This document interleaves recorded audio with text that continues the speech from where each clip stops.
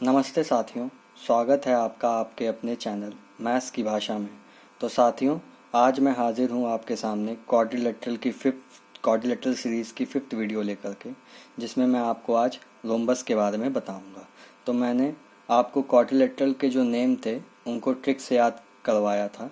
तो चलिए हम ट्रिक देखते हैं, फिर आज हम रोम्बस पढ़ेंगे। सा रे पढ़ता क्यों नहीं। तो अब इसमें देखिए, सा से क्या स्क्वायर है, देखिए ऐसे आ रहा है स्क्वायर की स्पेलिंग में। आर ए देखिए, आर ई देखिए रे आ रहा है। पी ए देखिए पैरेललोग्राम में आ रहा है। आर एच देखिए रोम्बस में आ रहा है। टी ए देखिए ट्रेपेजियम में आ रहा है। क्यू में का के देखिए काइट में आ रहा है, और नहीं से कुछ नहीं। तो आप ये देखिए कि रे और रेक्टेंगल और पैरेललोग्राम में दोस्ती हो गई। क्यों? अगर दोस्ती हुई, ये अगल बगल हैं, पर अगल बगल हैं और इनकी क्वालिटीज़ भी कुछ सिमिलर थी। आपके जो दोस्त हैं वो आपके जैसे होंगे, तभी तो आपकी उनसे दोस्ती हुई।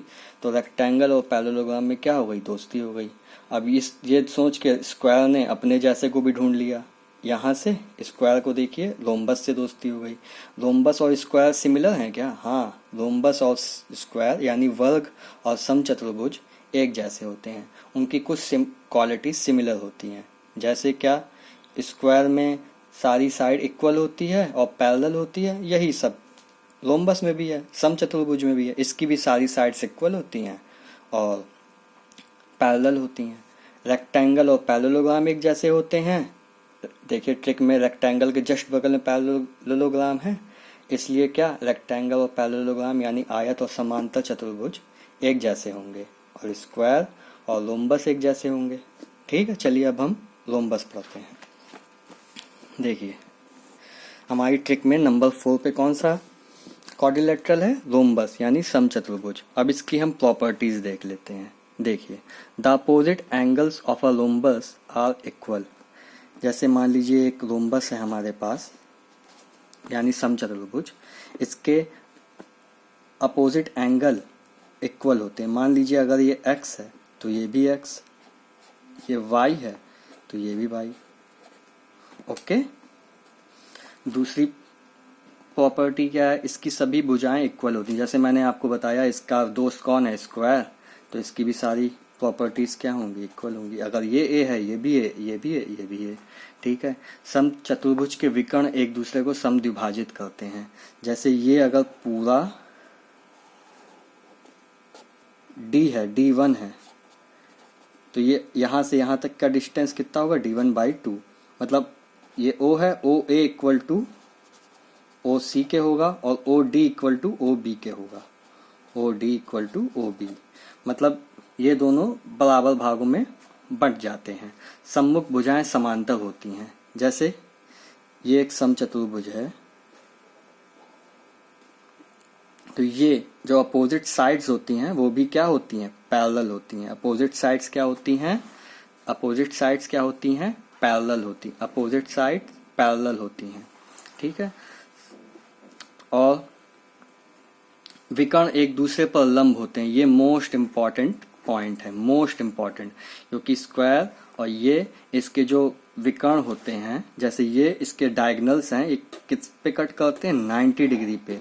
किस पे कट करते हैं? 90 डिग्री पे। ओके। और दो आसन्न भुजाओं, ये हो गया diagonals of a rhombus are perpendicular to each other. विकर्ण एक दूसरे पर लंब होते हैं। आ गया समझ में आपको कैसे लंब होते हैं? और sum of adjacent angles of rhombus is 180 degree. अब जैसे मैं आपको एक थ्योरम बताता हूँ, आपको पता होगा।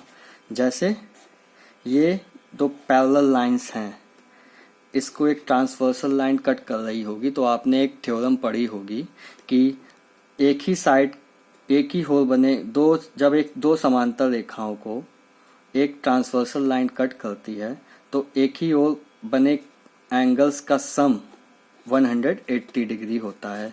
ये एक रूल है अगर ये दोनों पैरेलल लाइंस हैं। अगर ये दोनों पैरेलल हैं तो x + y = 180 डिग्री होगा।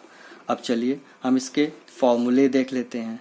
समचतुर्भुज का परिमाप क्या होता है? अब देखिए, अगर ये a है, ये a है, ये a है, ये a है, A B C D, तो मैंने आपको किसी भी फिगर का पेरीमीटर निकालने का एक ट्रिक बताया है। ट्रिक क्या? वो तो सबको पता है कि जहां से चलो उसकी साइड्स के अलॉन्ग, मतलब भुजाओं पे चलते रहो उस फिगर के, और जहां से चलो वहीं पे दोबारा पहुंच जाओ।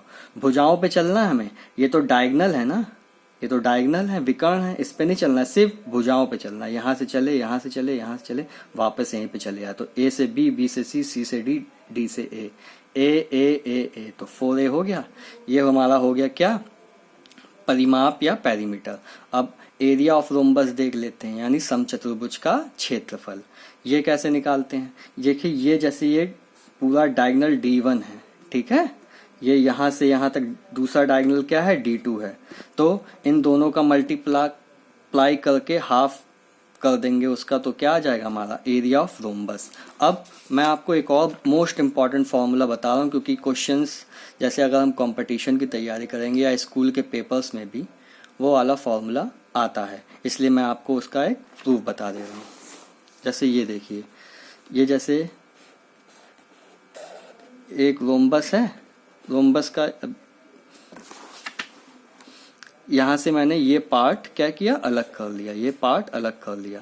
अब जैसे मैंने आपको बताया था, एक दूसरे को समद्विभाजित करते हैं, रोम्बस के विकर्ण एक दूसरे को क्या करते हैं, समद्विभाजित करते हैं और एक दूसरे पर लंब होते हैं। तो ये अगर ये टोटल D1 है और ये टोटल विकर्ण हमारा D2 है, तो ये जब समद्विभाजित करेंगे तो इसकी वैल्यू D1/2 होगी और इसकी वैल्यू D2/2 होगी। मैं आशा करता हूँ आपको समझ में आया होगा। तो देखिए D1/D2 प्लस D2/D2, और एक दूसरे को लंब पे क्या करते हैं, 90 डिग्री पे कट करते हैं। तो ये एक राइट एंगल ट्राइंगल हो गया हमारे पास, और ये साइड इसकी क्या है, ये A है। तो हम बस क्या करेंगे, हाइपोटेनियस का स्क्वायर प्लस परपेंडिकुलर का स्क्वायर प्लस बेस का स्क्वायर, ये करके ये फॉर्मूला आएगा। ये मोस्ट इंपॉर्टेंट फॉर्मूला, इसको याद कर लीजिएगा क्योंकि इससे डायरेक्ट क्वेश्चंस आते हैं। 4A² = D1² plus D2²। आशा करता हूँ कि आपको वीडियो थोड़ा समझ में आया होगा। अगर आया है तो लाइक कर दीजिएगा और सब्सक्राइब कर दीजिएगा। Thank you.